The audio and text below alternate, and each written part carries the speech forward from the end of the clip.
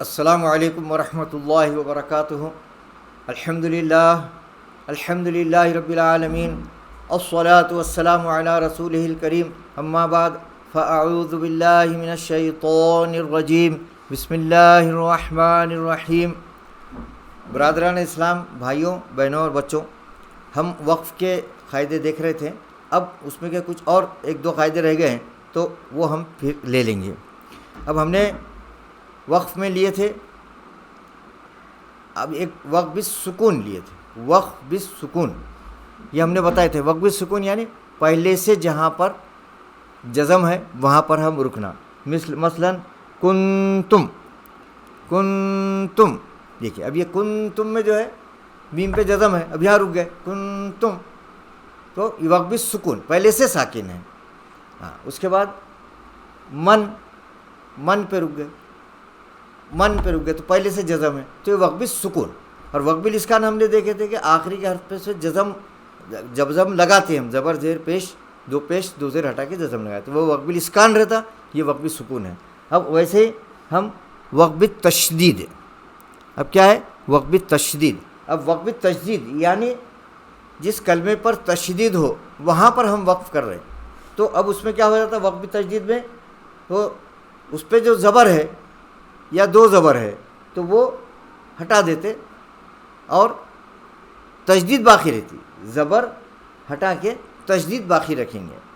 جیسے اب دیکھو، جس کلمے کے آخر میں تشدید ہو اس پر رکنے کو وقف بالتشدید کہتے ہیں. اس کلمے کے آخر کے حرف کا اظہار ضروری ہے.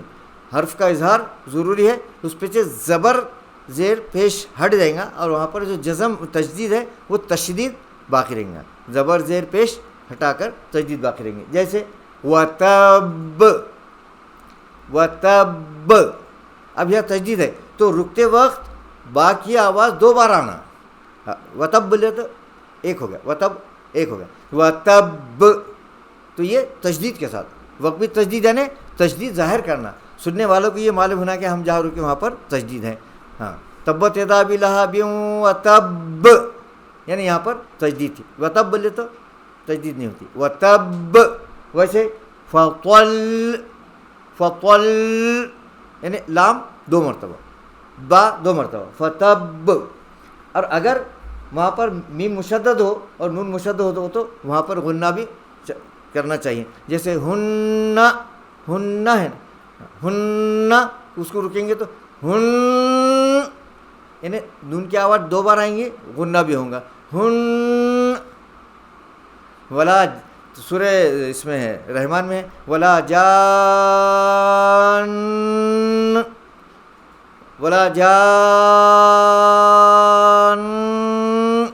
یعنی مطلب غنہ بھی ہوگا اور تجدید بھی رہے گی. ہاں، وہاں پر تجدید بھی ہے. جان ہے تو رکتے وقت جان یعنی دو بار. ہاں، وہ تب ایسا. تو ہر جو بھی حرف ہے وہاں وہ دو بار ادا ہونا، تو اس کو بولیں گے وقف بالتشدید. وقف بالتشدید. اب ہم نے لیے تھے وقف بالاثبات.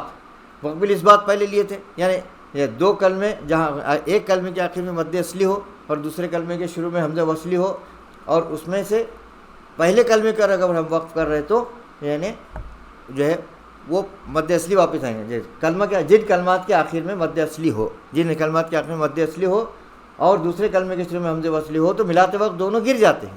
ماں ملاتے وقت کیا ہو جاتا؟ مد اصلی بھی گر جاتا، مد حکمی بھی گر جاتا. ہاں، اور جو ہے آگے کا جو حمزہ وصلی ہے وہ بھی گر جاتا. مد اصلی مد حکمی یہ بھی گر جائیں گے اور حمزہ وصلی بھی گر جائیں گا.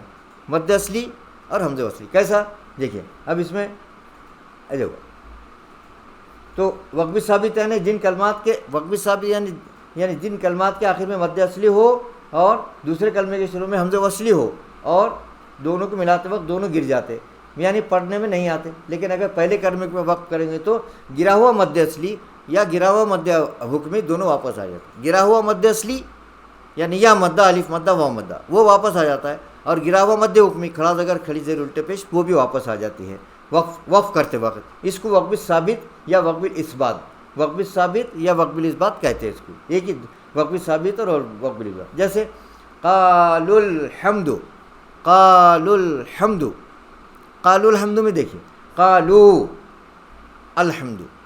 اب یہ قال الحمد ملاتے وقت گر گیا, قال الحمد, واو مدہ گر گیا, مد اصلی گر گیا, حمزہ وصلی بھی گر گیا.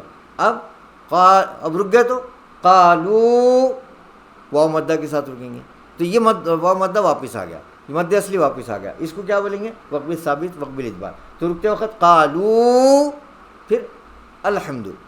اگر وہاں وقف ہو گیا ہمارا, سانس ٹوٹ رہی یا آگے سانس نہیں جا رہی, قالو تک ہی سانس گئی, قالو بول کے رکیں گے, پھر الحمد. اور ملاتے وقت قالو الحمد, وقف کرتے وقت قالو واو مدہ کے ساتھ رکیں گے. اور شروع کرتے وقت الحمد زبر لگائیں گے, لام کے ساتھ ہے. اس کے بعد فی السماواتی, فی السماواتی, فی السماواتی میں کیا ہے؟ فی پہ یا مدہ ہے, فی پہ یا مدہ ہے. تو رکیں گے تو فی, پھر السماواتی, شروع کرتے وقت السماواتی, رکتے وقت فی یا مدہ کے ساتھ فی السماواتی. تو ملاتے وقت فی السماواتی. تو یہ ہوگا وقف ثابت. اس کے بعد اس کی اب یہ ہو گئی واو مدہ کی مثالیں, الف مدہ کی مثالیں. ہاں, اب یا مدہ کی, واو مدہ کی. اب مد حکمی کی مثال دیکھیں, سبح اسم ربک الاعلی الذی, سبح اسم ربک الاعلی الذی. اب دیکھیں یہ سبح اسم ربک الاعلی الذی.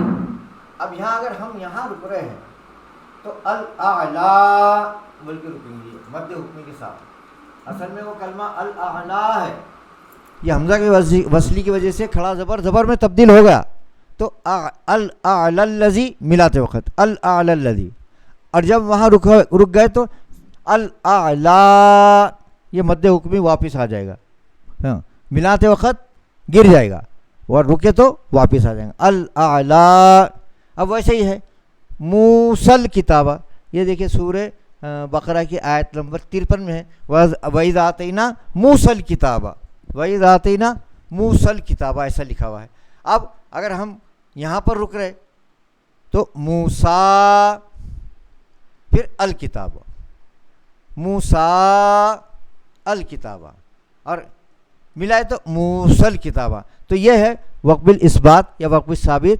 یہ جو ہے رکتے وقت اس کا خیال کریں گے. اور ایسے بہت سی مثالیں ہیں, ہر جگہ خیال کرنا کہ وہ ملا تو آگے حمزہ وصلی تھا, اس سے پہلے کیا ہے وہ دیکھنا. ہاں, حمزہ وصلی ہے تو اس سے پہلے جو بھی ہے, اگر کھڑا زبر ہے تو اس کو کھڑا زبر میں تبدیل کر دینا. جو بھی زبر ہے, زیر ہے تو کھڑی زیر میں تبدیل ہو جائیں گی, اور پیش ہے تو الٹا پیش میں. تو مد حکمی بھی واپس آ جاتا, مد حکمی بھی واپس آ جاتا مد اصلی کے جیسا فی جیسے واپس آ گیا فی قالو, ویسے ہی یہ مد حکمی بھی واپس آ جاتا.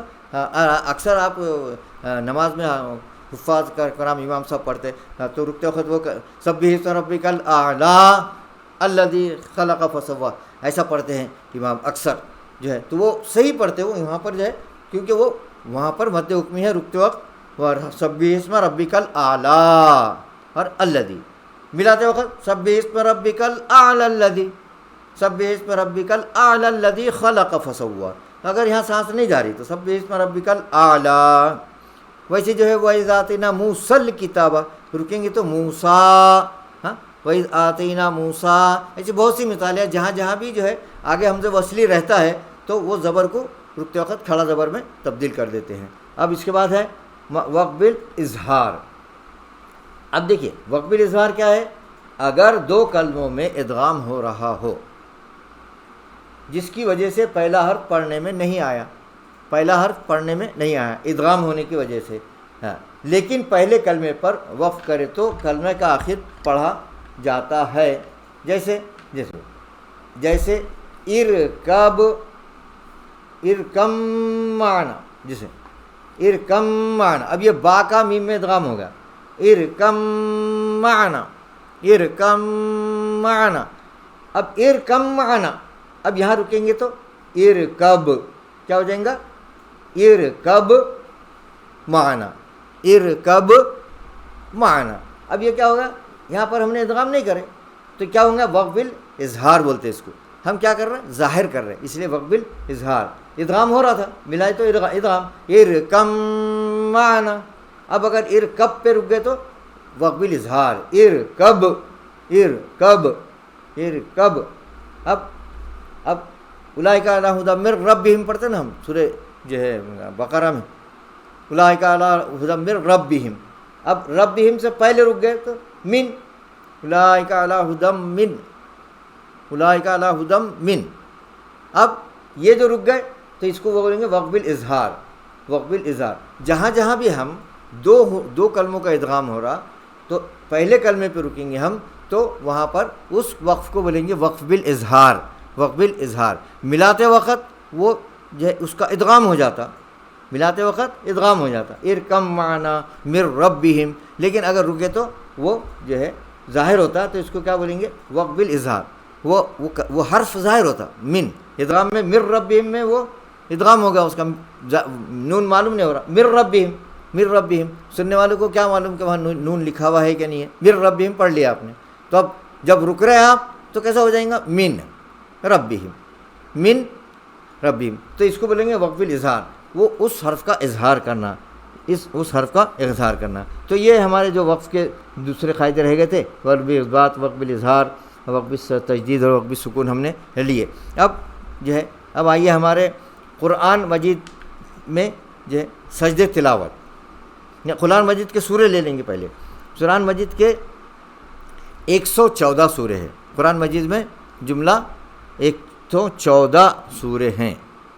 اب 114 سوروں میں 113 سوروں پر بسم اللہ الرحمن الرحیم لکھا ہوا ہے، اور لیکن ایک سورہ توبہ جو ہے اس کے پہلے بسم اللہ الرحمن الرحیم لکھا ہوا نہیں ہے شروع میں.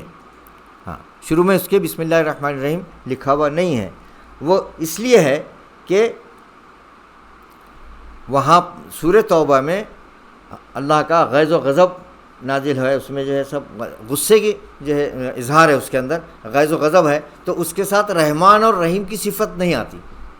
دونوں ایک ساتھ نہیں آئیں گے، ایک غصہ بھی آ جائے گا اور رحم بھی آ جائے گا، تو ایسا نہیں ہو سکتا.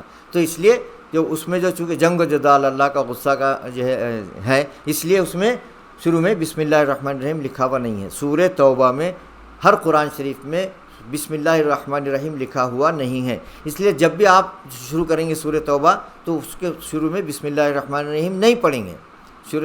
اعوذ باللہ من الشیطان الرجیم براۃ من اللہ بلکہ پڑھیں گے. سورہ توبہ شروع ہو تو براۃ من اللہ، تو بسم اللہ الرحمن الرحیم نہیں پڑھیں گے. اعوذ باللہ من الشیطان الرجیم براۃ من اللہ، اعوذ باللہ من الشیطان الرجیم براۃ من اللہ.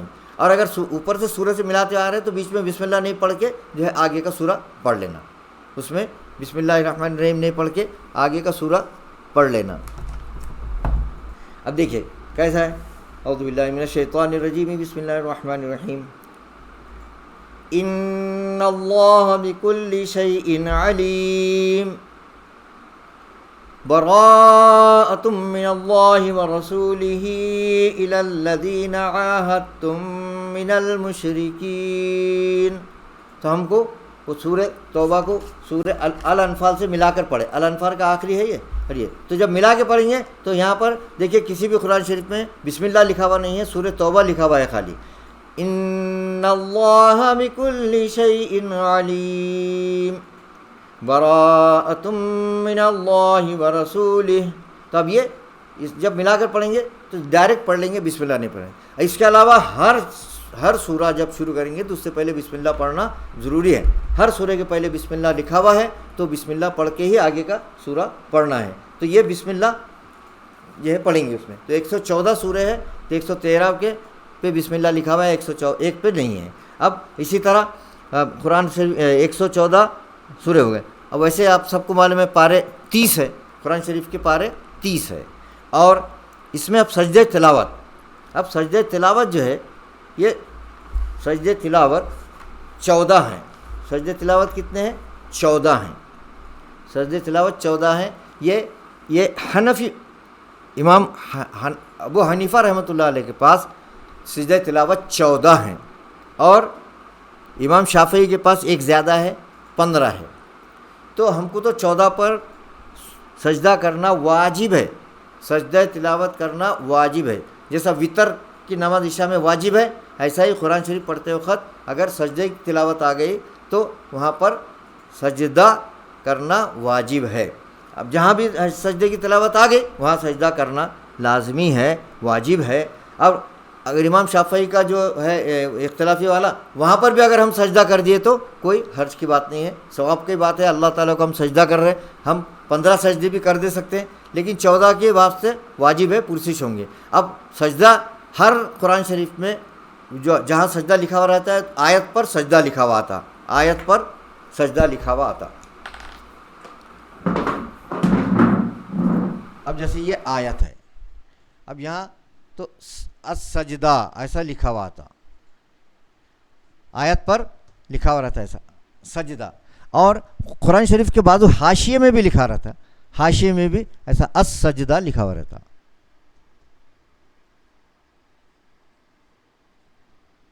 السجدہ تلاوت ایسا لکھا ہوا رہتا. تو یہ سجدہ، تو سجدہ جو ہے بازو میں لکھا ہوا رہتا، قرآن شریف کے بازو میں بھی لکھا ہوا رہتا، اور جہاں پر بھی سجدے کی آیت ختم ہوئی وہاں پر سجدہ لکھا ہوا رہتا ہے. تو پڑھتے وقت ہمیشہ غور کرنا، جہاں بھی آیت کے اوپر سجدہ لکھا ہوا آ گیا سجدہ کرنا ہے. تو 14 سجدے ہیں امام حنفی کے پاس، ابو حنیفہ رحمۃ اللہ علیہ کے پاس، اور امام شافعی کے پاس 15 ہیں. تو اب سجدہ کرنے کا طریقہ کیا ہے؟ اب سجدہ کرنے کا طریقہ یہ ہے کہ ویسے ہی جیسا ہم نماز میں سجدہ کرتے ہیں، یعنی کھڑے رہیں، سجدے کی نیت کریں، سجدہ تلاوت کر رہے ہیں بول کے، اور سیدھا سجدے میں جائیں. اب سجدے میں جا کے جو رکوع کی سجدے کی تسبیح پڑھے، بعد میں واپس جو ہے کھڑے ہو جانا ہے. اور سجدہ کرتے وقت باوضو رہنا ضروری ہے، سجدہ کرتے وقت باوضو رہنا ضروری ہے. ہاں، وضو کے ساتھ ہی سجدہ ہوگا.